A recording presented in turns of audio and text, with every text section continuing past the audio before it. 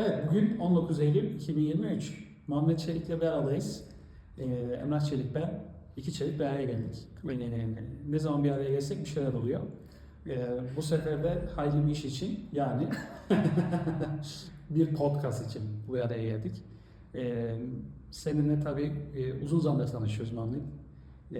Şunu birçok kez dile getirmişim ama yine böyle bir ihtiyaç hissediyorum. Gerçekten hayatımda bana ayrı bir renk katan, motivasyon anlamında hayatında önemli dokunuşlar yapan kişilerden birisin. Hatta en önemli kişilerden birisin diyebilirim.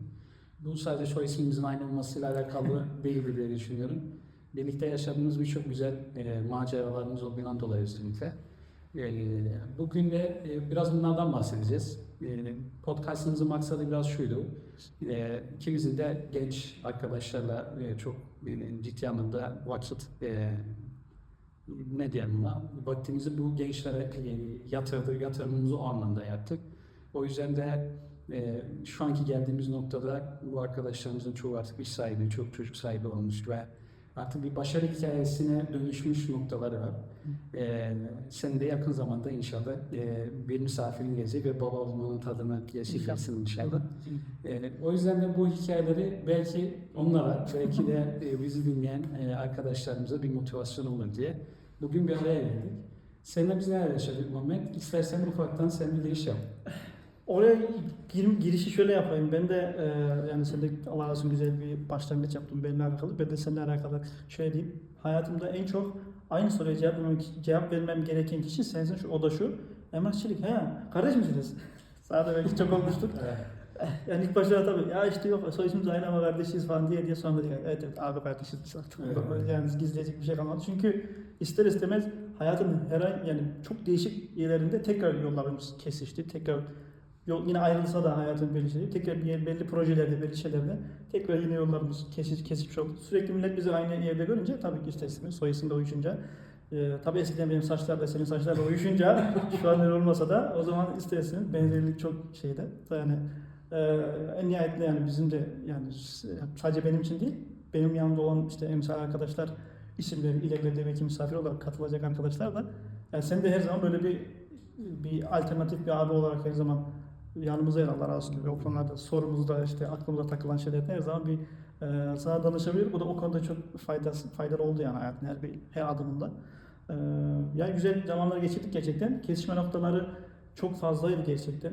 Ben belki şey diyebilirim direkt nerede ilk seninle tanıştığım. Evet, az önce değildin yani kayıttan önce dedin ki bize burada tanışmıştık dedim. Sen de bilmiyorsun. Ben hatırlayamadım açıkçası. Evet. Bir git bakalım, merak ediyorum. Olay şöyle, tanıştım yılı şimdi hatırlamadım. 2015'tir. 15 diyorum, 2015 daha geçer.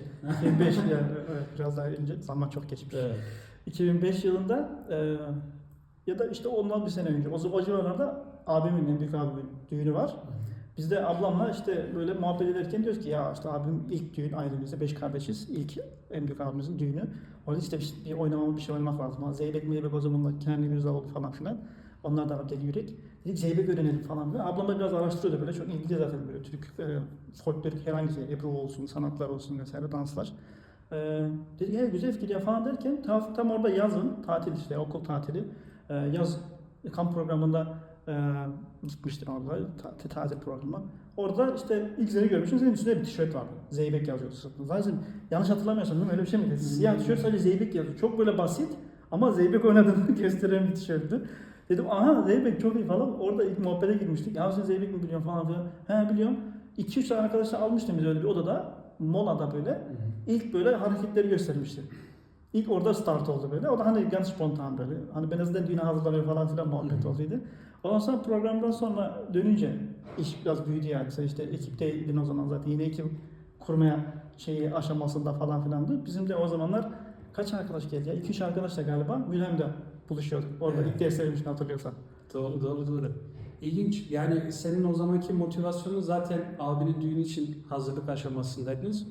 Orada da pişti olduk yani. Aynen. İlginç. Ben bu hikayeyi bilmiyorum. Yani ilk defa duymuş oldum. Enteresan.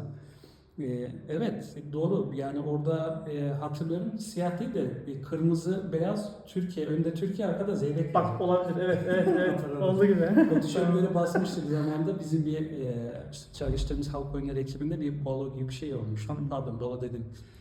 Balo, ay birazdan gireceğim. Bir Zoma Fest yapmıştık o zamanlar. Orada herkese böyle bir tişört basmış. Doğru. Şimdi hatırladım. Doğru oldu. Giymiş ya bizim yani kesme noktalarımızın en büyük yerlerinden bir tanesi zaten buydu yani. Halk oyunlarıydı. Bence yani ilk konu olarak halk oyunlarını bir teşvik edelim. Sen nasıl başladın? Nereden halk oyununun aklına geldi? Yani neden halk oyunlarına bu kadar derin bir şekilde girdin ve bizi de sürükledin yani arkanda. Vallahi benim üstüne yok. Şimdi evet ilginç yani halk oyunları birçok insanı bir araya getirdi. Bizde de başlangıcı şöyle oldu. Bizde 10. sınıfın sonunda arkadaşlarla beraber 3 arkadaş kanka var. Dedik işte dönem sonu şeyinde işte okul bitişinde bir zeybek gösterisi yapalım. Aynı az önce senin dediğin gibi bizi de Deli Yürek dizisi biraz etkilemişti. Kenan İmirzalıoğlu'nun işte oynanmış olduğu bir Harmadalı gösterisinin sonucu. Biz de yani orada bir demek ki bir idolleşme olmuş, onunla bir identifikasyon olmuş. Ne kadar etkili bir dizi değil mi? Belki sende de orada bir bağlantı olması ilginç yani.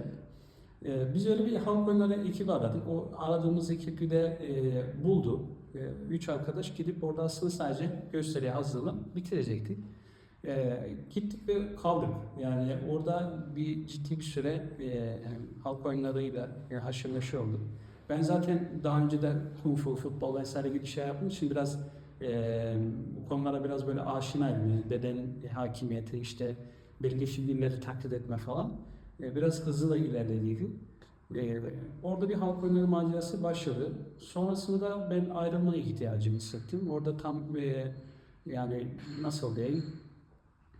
Bizim mevcut hocamız Amerika'ya gitmişti, Vedat Hoca. O gidince tam başımız biraz boş kaldı diyeyim. Öyle de olunca ne zaman geri döneceğini bilmiyoruz. İşte yeni bir şeyler öğrenmemiz lazım. O işte giderecek kimse yok. Belki öyle bir ayrılma süreci oldu. Bizi baloya davet ettiler.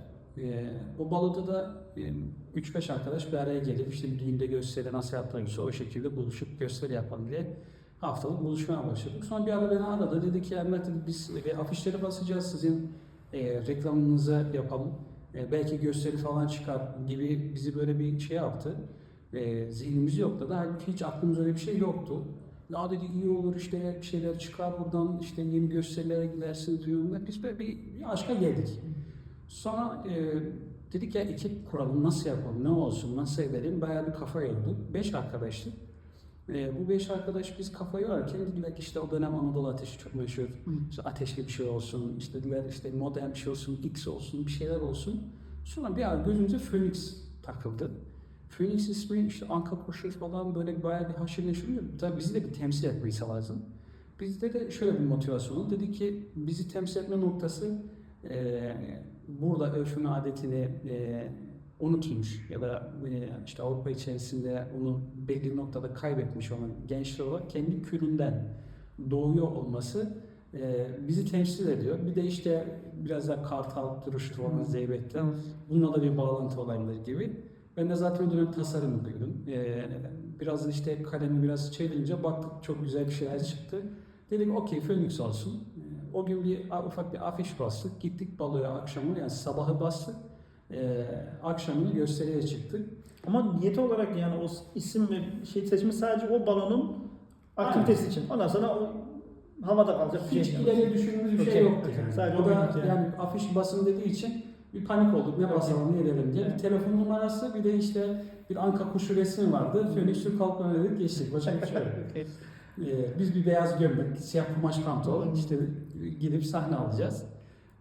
Derken işte orada gittiğimiz baloda da ilginçtir. Birçok köyde malum çok köklü bir şehir köy. Yani özellikle Türk gurbetçiler için işte birçok organizasyonun merkezini oluşturduğu bir yer. İşte Diyanet'in merkezi, işte farklı siyasi partilerin merkezleri gibi yani. Orada da çok halk oyunları ekipleri zaten vardı yani geçmişe dayalı. O hocalar da o gün oradaymış. Yani tabi. Ertesi gün bizi aradılar. Dediler ya böyle böyle siz gösteri çıkmışsınız işte güzel bir oyun oynamışsınız falan dediler. Kimsiniz? Ama Engin Altınoğlu ben aradıydı. Bir gün belki buraya Engin abi de davet ederiz. Engin abi belki bizim ateşimizi körükleyen kişilerden bir tanesiydi. Dedi ki benim dedi halk oyunları ekibim var, Barış Halk Dansları ekibi. Gelin burada ders yapın ya da ben size hoca göndereyim. Siz gelin öğrenin, kendi ekibinizi öğretin falan gibi. Ama bunu illaki yapın. Ben o gün orada yoktum ama arkadaşlarım oradaydı. Onlar beni aradılar, dediler ki böyle böyle gençler işte çok iyi zeybek oynuyorlar.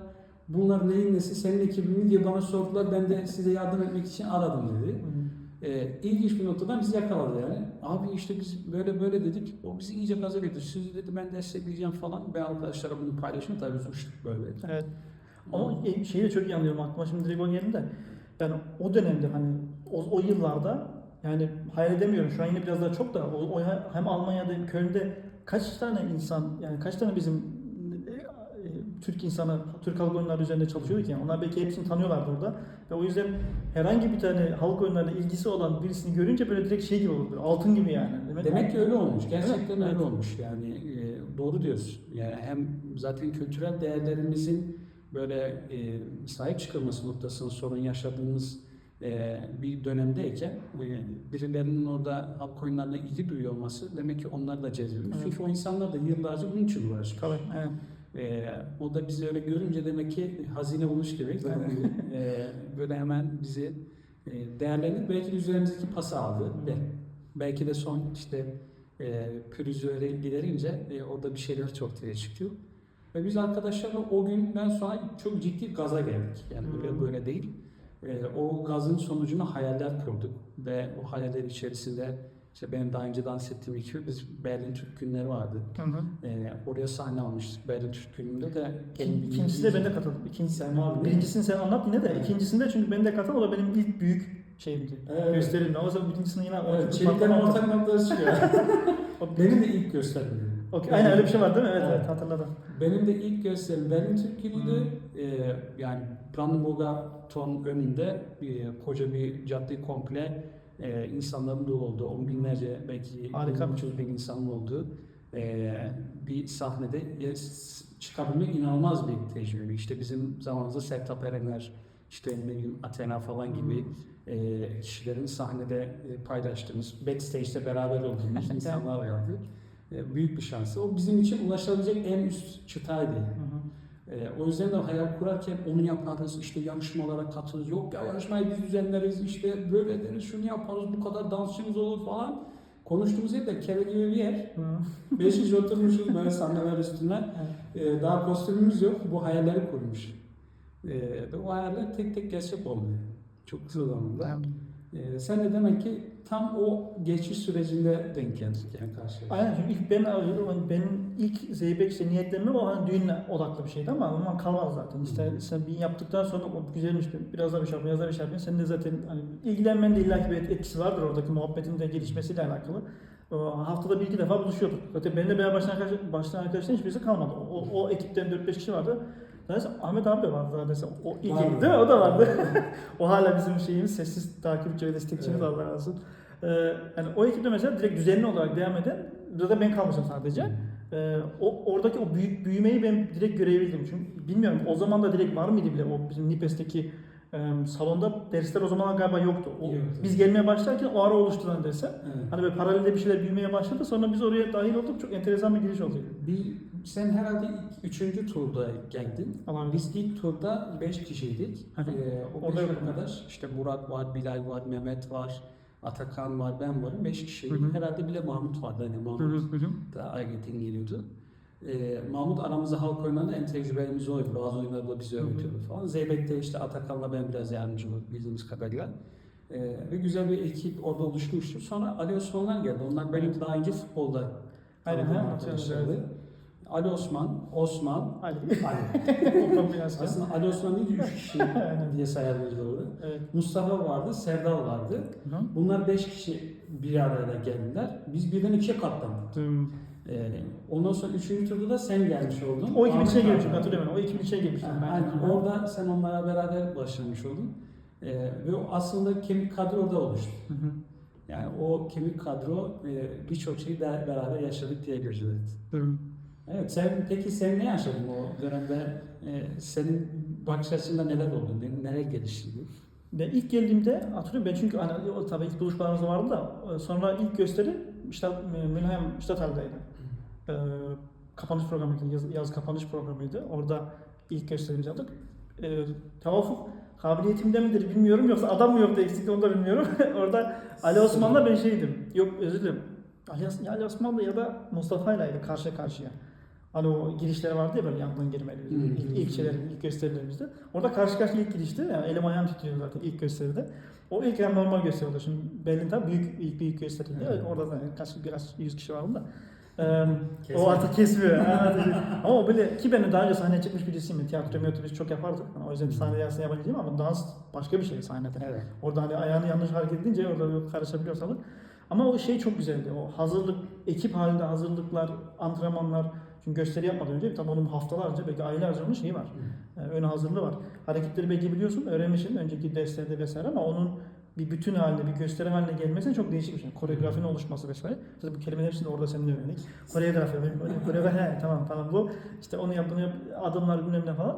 Yani ilk şey oydu böyle ve en yenisi bendim orada. Diğerleri her zaman bize bayağı birkaç aydır zaten yapıyordunuz o işleri. Ben gösteriye de çıkmıştınız daha önce. Ben en yenisi ben olduğum için ben bir ekstra eforum vardı. İşimi satılık yani. modundaydım. Ama Allah razı olsun hiçbirisi böyle şey yapmadı, dışlamadı. Çok yardımcı oldular. Ekipteki arkadaşlar da hepsi çok şeydi. Canım yakındı böyle. Hani direkt aile ortamı oluştu orada. Hedef belli. Herkes seviyor yaptığı işi. Zeybe'yi böyle. Herkesin böyle bir şeyi var. Kendine has bir tarzı var. Ona bakıyorsun, ondan bir şey kapıyorsun, buna bakıyorsun, bir şey kapıyorsun. Böyle şey gibi gibi. Toy bir çırak gelmiş böyle milletten şeyler alıyor böyle. Onu da aslında çok iyi başardı. Belki de bu gözlerinden dolayı en hızlı gelişenlerden biriydi. O yüzden de çok tez zamanda seni solist yapmıştık falan. Sonra bizim işte reklam yüzümüz olmuştu. İşte özel kostümleri sahibi. Bir tuttum bırakmadın zaten. Ne varsa benim üstüme. Hepsini seni denedi. Aynen. Güzel bir deney oldu. Doğru diyorsun. Yani orada gerçekten bir kabiliyet sözü. Senin de daha önce capoeira falan gibi şeyler de yapmıştın. Belki onun da bir altı açıdan. Tabii bu anlattığımız yaşlar yani kaç? 18, 16. Yani ben 18'deysem sen de büyük ihtimal. Ben 15-16 yani 16 olması lazım. Yani dediğim gibi mesela biraz müziğe aşinalığım vardı benim. Yani capoeira'yı bilmeyen başlar ve bence izleyenlerden. Capoeira'dan yani benim günümüzde biraz daha meşhur olmuştu da o da illa ki dövüş sanatı, Brezilya dövüş sanatı ama tamamen müzik üzerine odaklı. Ve böyle hareketler hepsi tak kuruldu sen. Ona göre mesela hızlı çalışıyorsun müzik, ona göre hareketleri hızlı yapıyorsun, depikleri hızlı atıyorsun, taklaları hızlı atıyorsun. Yavaşsa ona göre yavaş böyle akarak yapıyorsun. Hani bir altyapıda şey olmuş böyle bir müziğe aşinalık, müzikle hareket etmeye aşinalık aslında en nihayet dans gibi bir şey olmuş orada. Ama bizim olmadığı belli. Hani konuşulan anlamıyorsun, söylenen şarkıları anlamıyorsun. Portekizce, geçe daha sonraki hikayemizde uzun süre Portekiz'de yaşamışlığımız var. O da oranın bir enteresan bir hikayesi. Yani capoeira yapmışım ben çocukluğumda. Portekizce hareketleri öğrenmişim, şarkıları ezberlemişim. Haberim yok ama sonra dili öğrenmiş oldum sonra. Hayatım böyle önemli bir bölümü olmuş oldu o Portekizce. İki tarafı da bağlamış yani. Hem dans olarak sonra işte o kulak ağacından şey hissettiriyordum. Güzel, çok güzel bir sanat ama yani damara girmiyor yani. Ben capoeiracıyım, wow olmuyordu çünkü Brezilyalılar yani hepsi Mayıs'tan bakıyorsun hepsi Brezilyalı. Seninle konuşamıyor, Almancası bile yok. Hani böyle bir uzaktan sevebildiğim bir şey yok yani.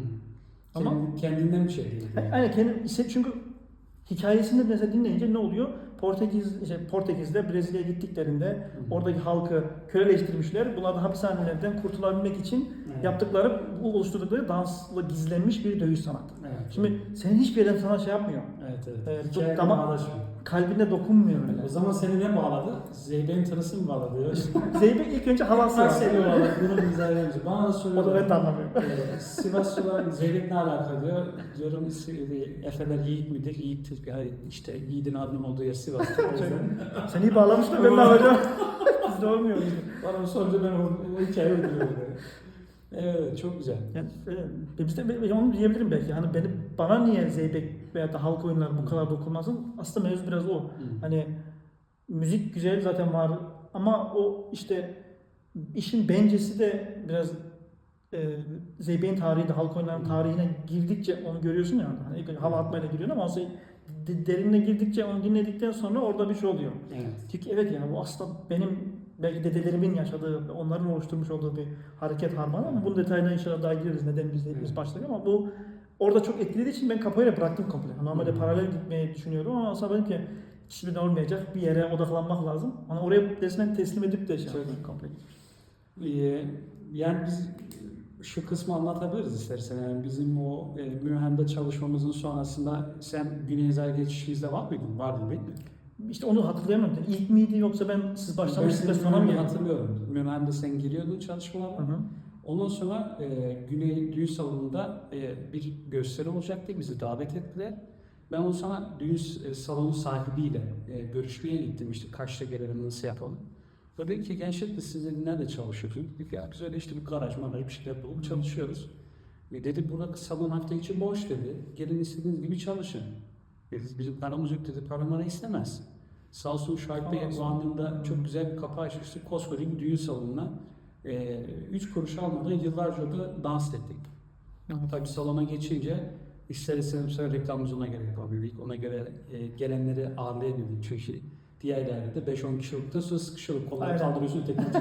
Doğru. Ama orada ciddi bir potansiyel açılmıştı ve orada mesela yaklaşık kaç kişi? Bir 50-60 kişi toparlanmış herhalde. Sonra doğru evet. Sığmıyorlar artık. İlk tanıtım gününü yapmıştık ondan sonra. Yani tanıtım gününde ilginç şeyler yaşamıştık. Sen o kısmını anlatmak ister misin? Yani tanıtım gününe geçelim de. Şu benim için büyüme şöyleydi abi. Belki oraya da girebilirim. Güney Zar gerçekten çok güzel potansiyel olan bir şeydi. Şimdi biz orada ilk başladığımızda tabii ki hoca olarak sen vardın. Sonra ekip büyüdükçe, talepleri çoğaltıcı vesaire ister istemez artık gruplara ayırman gerekiyor. Yeni gelen kişileri sen bizlerle aynı derse veremiyorsun. Çünkü biz daha başka şeyleri çalışıyoruz. İşte Fuat Kışkıtı'nın ekspert artık neyse. Çocuklar yeni geliyor. Daha yeni elini ayağını kaldırmasını öğrenmesi lazım. Orada ister istemez sen hem onu koşturmaya çalışırken sonra artık bölmeye başladın gruplar. Biraz da işte tecrübe olan işte Ali Osman olsun sen git bu gruba bak işte sen şu gruba bak vesaire. Ben de orada ilk grubu orada almıştım işte hani ilk böyle yeni başlayanlara bir şey eğitim falan. Senin planınmış yavaş yavaş çaktırmadan böyle geriye çekilmen için. O artık yürümeye başladı çünkü ekip istesen büyüyor. Bizim o yetiştiğimiz elemanlarda da onlar da daha yeni talepler gelince onları yine vermiş. Yeni gruplar onlara veriyorduk vesaire. Tabi onlar büyüdükçe diğer gruba aufschließen yani toparlıyorlardı. Büyük gruba katılmaya başlıyorlardı. Yani o sistem güzel çalıştı orada gerçekten. Yani yaş grubuna göre ayırma, kabiliyete göre ayırma böyle gezdi. Ayırma çok detaylı bir çalışma vardı. O yüzden efektifti zaten. Ve herkes de o kendi öğrencileriyle böyle ciddi manada ilgileniyordu vesaire. Yani sadece şeyde de değil yani sadece halk oyunları değil. Onun dışında da Güney Zalim verdiği fırsat belki oydu. Orada ortamın güzeldi yanına direkt bakkala vardı, yürüdüm şey alıyorduk işte markete vardı bir şey alışveriş yapıyorduk. Atıştırıyordum. Hani şey dışındaki halk oyunun dışında bile o ders, o teorik ders olsun, oturup muhabbet etme olsun o senin göstermen yani. İlk başta şöyle yapalım, böyle yapalım diyerek yapın. Yoksa şunu da yapabilirdim. Ders yaptık hadi dağılın da olabilir ama hiç öyle yapmadım. Bu şekilde olması oradaki ayrı bir ortamı geliştirdiği için millet çoğalmaya başladı. Arkasına o geldi, arkadaşını çağırdı, kuzenini çağırdı, bilmem neyi çağırdı falan. Öyle bir ekip büyüdü ve o sabit bir ekip oldu. O 50 kişi o yüzden oldu yani. Hani çok mükemmel halk oyunu sadece yaptığımızdan değil, o ailevi ortam çok şeydi. Gelen hatırlıyorsan anne babalar da mesela çok ciddi manada hoşlarına gidiyordu yani o oradaki ortam, o birbirimizi sevmesi işte çocuklar eve gidip işte şu abi bana böyle yaptı falan demesini hatırlıyordum. İlla hep anlatıyorlardı. Yani onun etkisi çok büyük olduğunu düşünüyorum ben. Oradaki o ruh haletinin, havasının. Yani bilinçli bir şeyler yaptığımı bilmiyorum ama bilinçli yaptığım bir şey vardı. O da şuydu, motivasyonumuz belli bir nokta. Evet. Motivasyonumuz özellikle burada yetişen Türk gençlerin mahrum kaldığı belirli noktalarda onları tutup çıkarıp belli bir yere teşvik etmekti. O yüzden de işte sizlere böyle görev dağılımı yaparken aslında potansiyelinizi fark ediyorduk ve o potansiyelle beraber büyüyebileceğimizi de görüyoruz. Çok işte pedagojik bir altyapımız olduğundan veyahut da bunun metodunu öğrendiğimizden dolayı değil, biraz da işte sevk ilahi diyelim ve yönlendirildik diyelim. O belki daha büyük bir etken. O yüzden de birbirimize yardımlaşma, birbirimizi destekleme, birbirimizi motive etme orada büyük bir rol oynadı. Motive olan insanlar da kaldılar ve onlar da bir şey katmak istediler. O yüzden belki o etkileşim ondan da olmuş olabilir. Ben şahsen mesela bu motivasyonun ana kaynağı biz 3. kuşağız. Yani dedem buraya Ford'a çalışmaya gelmiş. O da bir macera uğruna gelmiş. Yani ilginç bir hikayesi var. Bunu belki ilerleyen zamanda anlatabiliriz. Babam daha sonra gelmiş. Babam burada işte çöp arabaları sürerek rızkını kazanmış. Daha önce taksicilik yapmış falan. 3 tane evlat yetiştirmiş. Ama biz 3. generasyon artık burada buranın dilini bilen, buranın okuluna gitmiş, burada işte çevredilmiş gibi noktalarımız oluştu. Diğerlerinin bir önceki nesillerde yok. Bizim de o geçiş sürecinde yaşadığımız olumlu ve olumsuz şeyler var. Örneğin ben ilkokulda sınıf öğretmenim benimle çok uğraşıyordu ve babama demiş ki bu çocuk işte özürler okuluna gitmesi lazım, burada olmaması gerekiyor demiş. Babam da kızmış yani demiş ki yani bu çocuğu benden çok siz görüyorsunuz. Eğer bu çocuk özürler okuluna gidecekse buna da doğru bir şey siz vermediyseniz sizle beraber giderseniz oğlumu gönderin demiş. Güzel bir cevap olmuş. Sonuçta bizim insanımızda öğretmen dediğim işte anne babadan belki bir adım önde çocuğunu yetiştiren ve anne babanın da eti senin kemiği benim dediği bir noktada bir konumlaması var. Siz eğer işinizi beceremiyorsanız o zaman bu şekilde benim oğlum gideceksin siz de gidin diye orada ona bir çark ettirmiş. Ve bu serüven hep devam etti benim hayatımda. Yani biz hep böyle bir adım giderken 2 adım düşmek zorunda kaldık. Ve o kalkarken de devamlı bir şeyleri öğrenerek veyahut da kendimize destek arayarak bir yere kadar gelmeye çalıştık. Ben ondan sonra işte Real mu Havşule mi arasında notlarım Real Şube'ye getiriyorum. Öğretmen diyor ki bu Havşule'ye gitsin yapamaz. Babam zorluyor diyor ki Real Şube'ye gidecek bir çocuk dedi. Sağ olsun ya babam Allah korusun ona ciddi bir şey yapmış. Kol kanat gelmiş. Real gittim. Bu sefer adapte olamadım çünkü öğretmenlerle ve hatta sınıf arkadaşlarıyla aynı frekansı yayınladım. Dediler ki bu Havşule'ye gitmesi lazım. Ben Havşule'ye tercih ettiler. Havşule'ye baktım. Yani ortalamaya göre işte varsa 1-2 tane Alman vardı. Geri kalan hepimiz dedim burada belki yüzlü öğrenebiliriz. Onlar arasında sevilmeye başladım. Yine istedim ben. Yani orada okul bitti. Şeyden geliyorlar. Arbeitsamt'tan işte BITS'ten geliyor. Berufs Informationszentrum. Yani meslekle alakalı tavsiyelerde bulundular. Ben de o dönem yani sınıf ya birincisi ya ikincisi benimle beraber şöyle Hırvat bir arkadaşım vardı. Ben girdim sonradan da o girdi. Ben dedim ki ben okumak istiyorum dedim. Dedi ki ya dedi sen Hamşire'den geliyorsun yapamazsın. Seni göndermemiz lazım. Avusturya'ya. Bunun için işte endüstri müşanik olabilirsin. Bunlar taptan da var işte. Çok işte ilk sene şu kadar alacaksın, ikinci sene bu kadar olsun, 5.000 euro alacaksın bilmem ne falan dedim. Ne diyeceğim? Dedi bir makine mühendisinin bildiği kadar bileceksin. Ama onun girmediği yağlı ortamlara girip onun pis tabirlerse hatalarını düzelteceksin. Ya da eksiğini tamamlayacaksın. Dedim ben bir mühendis kadar bildikten sonra onun mühendis olurum yani. Ne gerek var? Sonra ben çıktım mesela Hırvat arkadaşa sordum dedim o da şey istiyordu ben Frizin'deyim olmak istiyorum. Yani fayans döşemek istiyordu yani. Babasından dolayı seviyormuş şeymiş artık. Çok zeki bir çocuk. Dedim ne dedi sana? Bana dedi ki illa bir tür yap ben Frizin'deyim olacağım. Bana da bir tür yapın. Dedim burada bir karışıklık var. Yani ben okumak istiyorum bana. Ausbildung diyor. Git meslek yap. Ona da çocuk ben meslek yapacağım diyor. Yok sen git oku diyor. Orada en geç orada anladım yani Türkiye'de olduğunu. Ve bu işte meslek lisesine gittim, aynısını yaşadım. Sınıfı değiştirmek zorunda kaldığım öğretmen tek bendim. IT alanında meslek lisesine gittim. Bana dedi ki sen burayı yapamazsın falan zorladı beni bayağı. Ben sınıf değiştirmek ihtiyacı hissettim. Nihayet dedi yabancı olmayan bir sınıfımız var. Yani böyle şeyler dedim. Sonra çok zorlanıyordum ben. Teneffüse çıkıp ağladığım günleri hatırlıyorum. Üniversite dergisi. Şimdi bu hikayelerin hepsinde birileri senin olman gereken yere müsaade etmiyor. Bunları yaşayınca da hep şu öngörü oldu. Biz yaşadık, bizden sonra gelen arkadaşlarımız yaşamaz. Ben mesela üniversitede oturdum, böyle sağına soluma baktım, dedim ki yani bunlar burada oturuyorsa bunlardan daha zeki, daha kabiliyetli, en az 2 dil bilen, en az 2 kültürü tanıyan benim arkadaşlarımın hala oturması lazım. Onlar nerede yani? Diye şok oldum. Ve beni en çok motive eden noktalardan bir tanesi buydu. O yüzden Phoenix Türk Halk Oyunları'nda biz arkadaşları bir araya getirirken hep motivasyonumuzu bu yönde kalibre Yani, ettik. Biraz uzun ama mesela. Yok, aynı plan tabii. Motivasyonumuz tam buydu. Yani biz Muhammed'i bulduk. Muhammed ne yapacaksın sen? Al şunu. Hayır Muhammed al şunu. Bitsin dediğin hepsini tersini dedim. Mesela çok iyi hatırlıyorum. Ali Osmanlar geldi, Mustafa'lar geldi. Dediler ki ya biz Osmanlı yapacağız işte falan yere gideceğiz. Dedi. Hayır, üniversite okuyacaksın. Yani Ali Osmanlı'yı çok iyi hatırlıyorum. İkna edene kadar göbeğim çatlamıştı yani.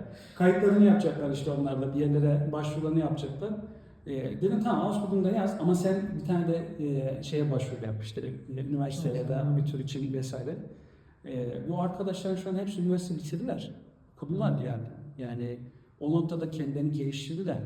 Ben çok iyi hatırlıyorum yani o motivasyonunu orada işe yaradığını ve bizim oradaki o aile ortamının onlara bir iyiliğin bir serpmesi gibi yani hepsini etkilediğini ve örnek vererekten de o da okuyormuş, bu yapıyorsa ben de yapabilirim, ya bunu nasıl yapacağım, yol gösteren falan o ortam bizi orada pişiriyor. Evet. Yani, o yüzden hani sizde de işte Muhammed şu 2 sene alıdayken senin o kabiliyetin yani liderlik vasfını yaptığı eğitici vasfının biraz ön plana çıkması, biraz üzerinize yükümlülüğün azalması. Sonuçta aynı anda 15 kişiye bakıyorsun bir 15 daha bakamıyorsun yani. Öyle bir noktada çok ciddi bir sağ kolu fonksiyonu gördünüz, kendinizi de geliştirdiniz. Sizi görenler de sizin yerinizi almak için koşturdu ve o serüven devam etti. Aynen. Ya birbirimizden gücü alıyorduk yani. Hani gerçekten mesela işte yani işte benden biraz büyükler olarak işte sen vardı işte Osman abiler de benden yaş olarak biraz büyük olduğu için onlar da mesela abi rolündeydi işte Ali abiler vesaire. Hani onlar sizde de mesela ilk görünce o hareketleri falan ister istemez şey yapıyorsun. Okey yani das ist cool. Ich will das auch machen. Hem normal gibi işte şeker ne bileyim işte halk oyunu şu şekilde oyunları böyle oynuyor falan. Hem onu alıyorsun hem de diğer o anlayış şeklini kapıyorsun vesaire. Ve kendi ilgilendiğimiz öğrencilerde o şeyi görünce, eksikliği görünce yani ne manada eksiklik? Mesela belki ufuk eksikliği kısmen. Bazen işte böyle yapabileceği potansiyel var. Sen görüyorsun dışarıdan, kendisi farkında değil. Mesela onu belki bizde de oluyor. Mesela kendi potansiyelimizi fark etmemiz için bazen bir deli yürekli bir dizi gerekiyor. Varmış belki içimizde ama hiç ne bileyim anamız, babamız, arkadaşımız, eşimiz, dostumuz belki dememiş git bizi Zeybek dene. Dememiş. Biz bir diziden görüp hele bunu ben yapabilirim deyip niyetlenip denemişiz ve olmuş. Varmış yani o potansiyel. Şimdi onu çocuklarda da aynısını görüyorsun, öğrencileri de görüyorsun. Diyorsun ki bunda belki şöyle potansiyel var ama onu şey yapmasan gerekiyor. Bir de şey de var hani erkeklerin dans etme meselesi. Evet, değil mi? De çok böyle oturan bir şey Tabii, değil. evet. Yani kim oynar? İşte kadın kız oynar yani. Erkekler ağır başlıdır falan da filandır. Belki işte düğün dernekte bir halay başı olur da onu da herkes beceremez gibi bir şey var. Evet. Dediğin doğru. Yani halk oyunları ekiplerinde zaten en çok muzdarip olduğu konu oydu. Erkek dansçıları yoktu. Bizim de en büyük avantajımız oydu. O da aslında bir beceriksizliğin sonucuydu. Şöyle ki yani şimdi bayanları ekibe dahil edelim ama biz bayan oynuyorduk. Evet. Yani bir kadın nasıl Zeybek'te oyunu falan biz öğrenmediğimiz için hocamız çok iyi biliyordu ama biz o kısma girmemiştik hiç. O yüzden hep erkek oyunları oynuyorduk. Erkek oyunlarını sergiliyorduk. O yüzden de erkeklerle daha çok toplanmıştık ve onların bu konuda rahat ettiğini fark etmiştik. Baktık ki birbirlerine de böyle bir Zeybek'in de bir coolness havası var, işte karizması falan var. Onun da bir etkisi var tabii.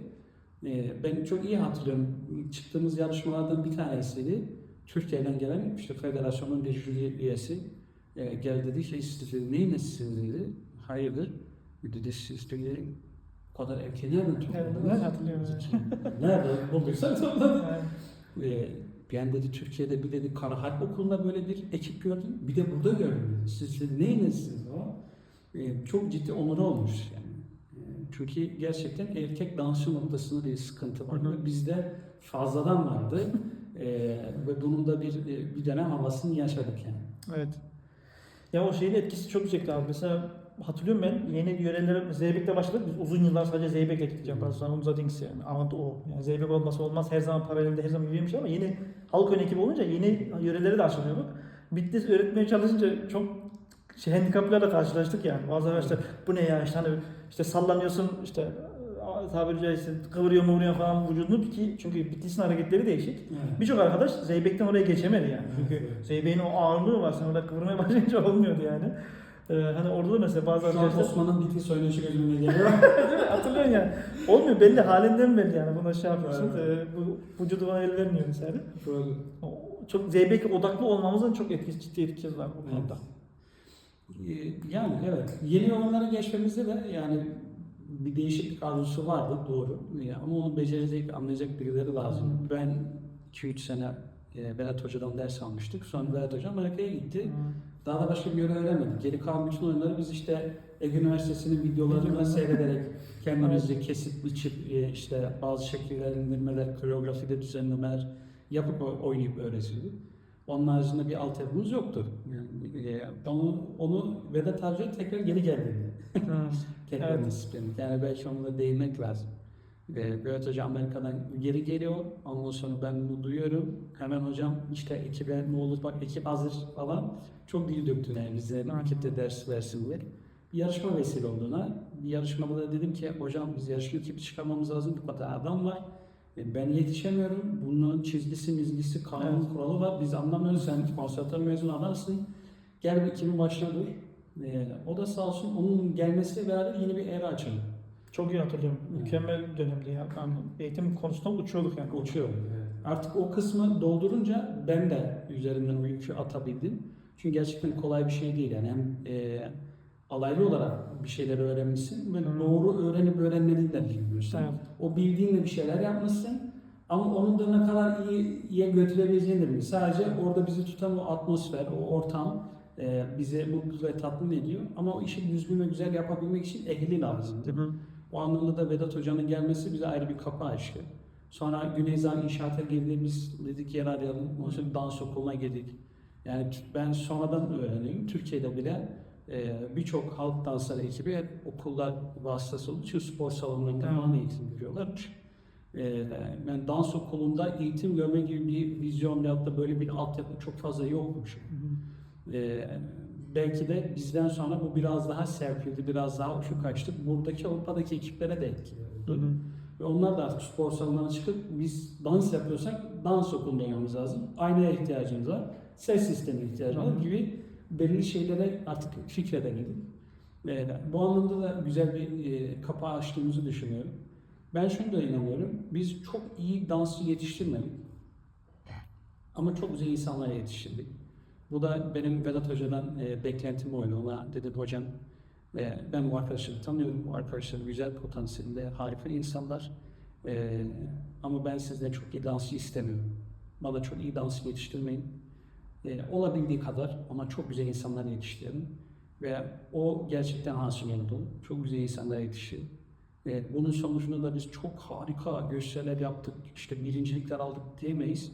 Ama çıktığımız her sahnede biz indikten sonra siz ne kadar güzel insanlarsınız dediklerini çok eşit. Ve bu benim için inanılmaz bir gurur kaynağı.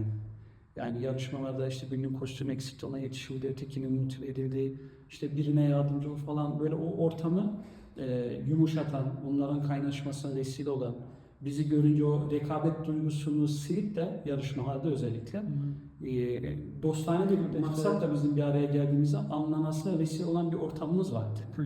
Bunu birçok hoca bize söylüyordu. Yani biz normalde hep birbirimize kavga etmeye geliyorduk yarışmaya. Siz nedense bunu çözdünüz dediklerini çok işittim yani. O anlamda önemliydi ve o kısmı çok başarılı yerine getirdiğinize inandım. Hala o arkadaşlar bir yerlerde bir şeyler yapıyorlar. Bazıları halk oyunlarına devam ediyorlar, bazıları başka sektörlerde bir şeyler yaptılar. Ama o iyi insan potansiyelini çok güzel ortaya çıkardı. Burada bir soru soracağım abi. Şu anda 40 dakikayı doldurmuş bulunuyoruz. Hani o da şöyle belki Phoenix'in çünkü içeriği gerçekten çok çok uzun konuşulabilecek ve ayrı noktalarına çok uzun değinebileceğimiz bir mevzu. Ve seve seve de hakkında konuşmak isterim. Hem hatırlama oluyor bizim için hem de tekrar biz de böyle bir yaşadım neler oldu yaşanmış diyebiliyoruz. Ama şu soruyu mesela özellikle zaten birkaç şey değindiğimiz için konu onu bir tekrar böyle bir sorayım bir toparlama olmuş olsun. Phoenix Halk Oyunları ekibinin kurulmuşu ve orada işleyişi gelen katılan öğrencilere, talebelere hangi alanlarda faydalar oldu hayatlarında? Yani halk oyunları ilginç. Yani burada spor var, müzik, ritim var, işte senkron adım atma hareketler var, takım ruhu var. kültürel değerler var. İşte sahneye çıkma, sahnedeki performansların insana yansıttığı şeyler var. Birçok alanda halk oyunları katma değer sağlıyor. Bir de onun arka planında bir arkadaş ortamı, sosyalleşme de varsa o inanılmaz bir şeye dönüşüyor. Biz onu yaşadık. Yani arkadaşlarımın çoğunu hatırlıyorum. Böyle çok sessiz, sakin, böyle kendi kabuğunda olan birçok arkadaşım sonra bir filizlendiler. Yani bu adam solist olmalı. Canlandığı, kendi hitabeti güçlendiği, bir ortama girdiğinde kendini gösterebildiği, belki de hayatlarında bugün ulaştıkları bazı başarı noktalarında bir özgüven olur. Ben de şahsen öyle oldu. Oradaki edindiğim birçok tecrübe. Yani 18 yaşından başladığımızı düşünürsek, gençliğimizin en zirvesinde bunları deneyerek, işte bir ticaret nasıl yapılır, işte gösteriye gideceğiz, kaç kuruşa çıkalım, o parayı aldık ne yapacağız, bunları kostüm alalım, kostüm alırsak yeni gösteriye gideriz. Yani gösteriye de az buz gösteri yapmadık, yani Avrupa genelinde gitmediğimiz köşe bucak kalmadı yani. Ve büyük sahnelerde yer aldı. Ben inanıyorum ki Türkiye'de dahi halk oyunları camiasının bizim gittiğimiz sahneleri paylaşmış başka bir ekip yok. Evet. Ama iddia edebilirim. Evet. Bunun içerisinde özellikle Berlin Tempod'undan tut, Wiesbaden Kurhaus'tan işte Bern Kursar'a kadar, Münih Olimpia Stadı'ndan tut, Dortmund Arenası'na kadar yani inanılmaz yerlerde sahne aldı. Ve o sahneye alan arkadaşların bununla hayali ufku yetmeyecek ve bir daha da ömürlerinde böyle bir sahne çıkmayacak. Çıkamazlar da lazım. Çünkü böyle bir fırsat da olması lazım. Öyle bir ortam olması lazım. Bu sahneye çıkmak lazım. Niye hatırlıyorum? Yani 150 kişiyle biz Olimpiya Stadı'nda bütün dansçıları döktüğümüzü iyi hatırlıyorum. Evet. Onun önceki haftalarını bir hafta sonunda birinin Berlin'de, birinin Mannheim'de gösteriyor. Rosengarten'da sahne aldığını. Ertesi günde diğer ekipler, yani aynı ekipleri ikiye bölmüştük. Onlar da ertesi gün başka bir şehirde, birisi Dortmund'da, birisi falan yerde sahne alıyordu. Ben uçakla seyahat ediyordum. Yani onlara yetişebilmek için böyle bir şey düşünün. Yani buraya kadar gelmiş ki ve işte Portekiz'de gösteriler, İspanya'da gösteriler, Danimarka'da biz Kubat'la işte ne bileyim yani birçok sanatçılarla beraber Sagopa Kajmer falan bunlarla beraber sahne paylaştık. Yani bunlar çok inanılmaz harika güzel şeylerdi. Harika bir başarıydı. Ve buna bütün katkısı olan, bütün desteği olan arkadaşlara sonsuz minnettarım. Ve onlar bize çok inanılmaz şeyler kattılar yani. Biz motivasyonumuz bir şeyler vermekti ama daha çok bir şeyler aldık. Ve bugün geldiğimiz bir yer varsa onda da çok büyük katkı değeri olduğunu düşünüyorum. Tam da onu şimdi soracaktım. Şimdi katılanlara şeyleri vardı, faydalar vardı. Şimdi ben de nihayetinde katılan olarak başta sayılıyorum. Sonradan biz de istersen senin yanında böyle yönetmeye de birazcık yardımcı olmuş olsak da katılımcı olarak bir de şu an sana ve bana olan faydasından, getirisinden faydalı. Ben başlayayım sonra sen şey yaparsın. Yani bana getirisi de faydası da şuydu. Gerçekten Phoenix'te kalmadığı için içerisinde mikro projeler de çok olduğu için mesela sadece en basitinden tarihi yolculuk projemiz var. Belki onun hakkında da bir ara konuşulabilir tekrar. O proje dahilinde mesela inanılmaz çok tarih kitabı okumaya başladık ve zaten tarihimizi sevdiğimiz için bu Zeyli Bey başladık, halk oyunlarına başladık. Orada daha da derine girdikçe kendi tarihimizin yani kendi milletimizin tarihini detaylı bir şekilde farklı kaynaklardan okuyarak böyle öğrenebilme fırsatı olmuş oldu. O konuda öğrendikçe de halk oyunlarına kadar değerli bir şey oldu. Nasıl bir kaynaktan geldiğini görmüş olduk. Bu konuda ben de Vedat abi belki anabilirim. O da mesela çok güzel eğitim verirken onun tarihçesine çok bahsediyordu. Hatırlıyorum bizim ilk yaptığımız şeylerde videolardan izlediğimiz için arka bilgimiz yok. Ne konservatuvar okumuşuz ne nereden geldiğini bilmiyoruz. Ve bize Vedat abi o altyapı olduğu için mesela bir şey öğretirken bu böyle şöyle başlamış, burada çıkmış, şu köyden buraya gelmiş falan diye anlatınca o da tabii ekstra bir şey oldu. Yani ciddi manada sen yaptığın şey farkına varıyor ne yaptığını. Yani zeybek yapıyorsun ama hareketler nedir? Zaten ondan da olmuştu yani. Aynen. Vedat Hoca işte kostümleri falan anlatıyordu. Zaten bir zeybekte en az 10 tane parça var. Hepsinin de farklı bir şekli, şemali var. Üzerinde farklı desenler var. Bunlar ne anlama geliyor? Niye bunu takmışlar? Ne işe yarıyor falan. 50 türlü fonksiyonel ve anlamı olan şeyleri var. Onları anlatırken baktık ki açığımız var yani. Hoca diyor ki bu 19. yüzyıldan işte Osmanlı bilmem ne diyor. Adam böyle bakıyor. Yani. Çünkü okulda Osmanlı tarihiyle alakalı hiçbir şey görmemiş. haline Almanya'da okuduğu için Alman tarihini veyahut da Batı dünyasının tarihini dinliyor. Ama o tarihte eksiklik vardı. O yüzden Tarih Yolculuk projesi gerçekten çok orijinaldi. O 10 tane padişahın ilk onun en azından anlatılması ve bir kaba da olsa bir kafada bir harita oluşturdu. Neydi, ne oldu, nereye büyüdü. Onunla ilişkili kitaplar okuyup yarışma yapmıştık. Değil mi? Kitap okumayı seviyoruz. Böyle bir şey olmuş. Kors'ta kısaltmıştık onu. Ve arkadaşlar buluşuyorduk. Haftanın bir günü kitap okuyorduk. O okuduklarına işte puan alıyorlardı. Puanın sonucu hediyeler alıyorlardı. Zaten orada buluştuk diye işte yemeler, içmeler, ikramlar oluyordu. Necip Fazıl Sazı'nı getiriyordu. Bekir'le beraber çalıp söylüyorlardı. Çok güzel bir ortam. Evet.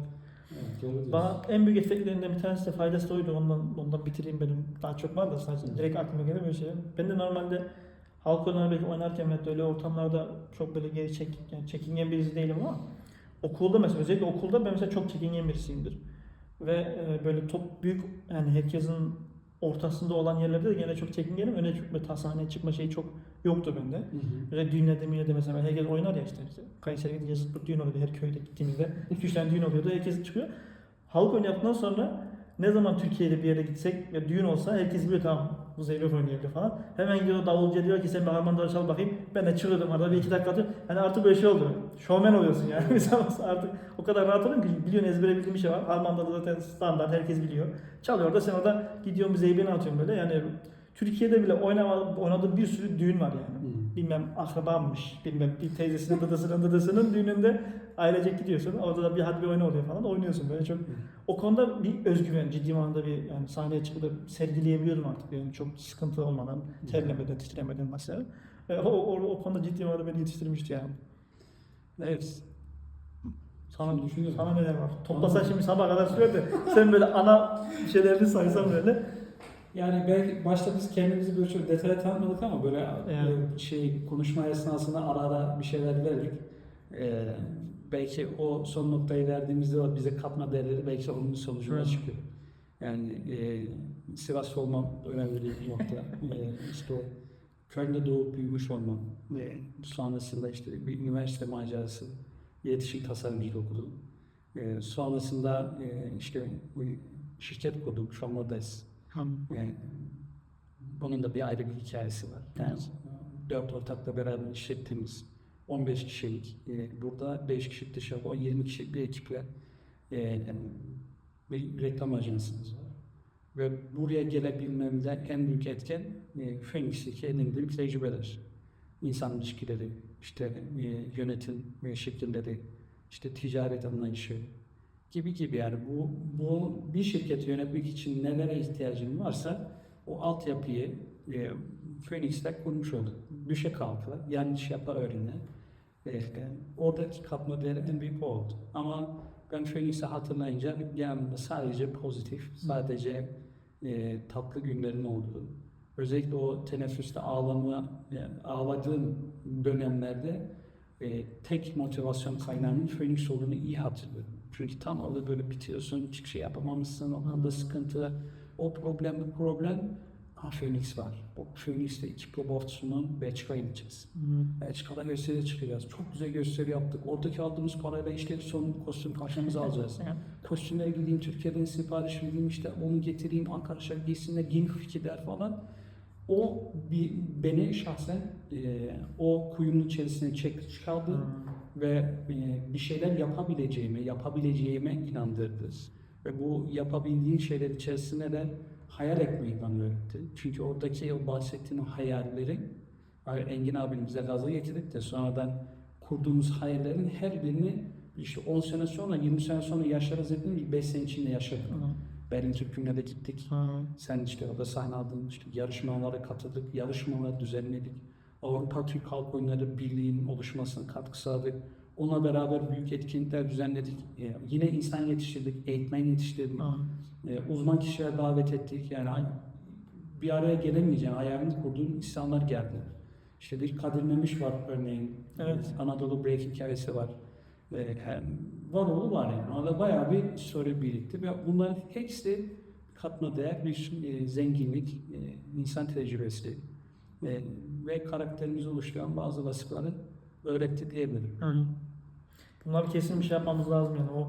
Yani şimdi girdik mesela Phoenix'in kuruluşuna belki daha çok şu an girdik ama böyle ilerledikçe o büyük noktalar vardı ya Knotenpunkt böyle çok böyle ciddi, efektif bir adım daha bir devir daha atlattıran değişik şeye onlara girmek lazım. Orada Allah bilir daha neler vardır. Belki benim de hiç anlatmadığım bir şeyler vardır.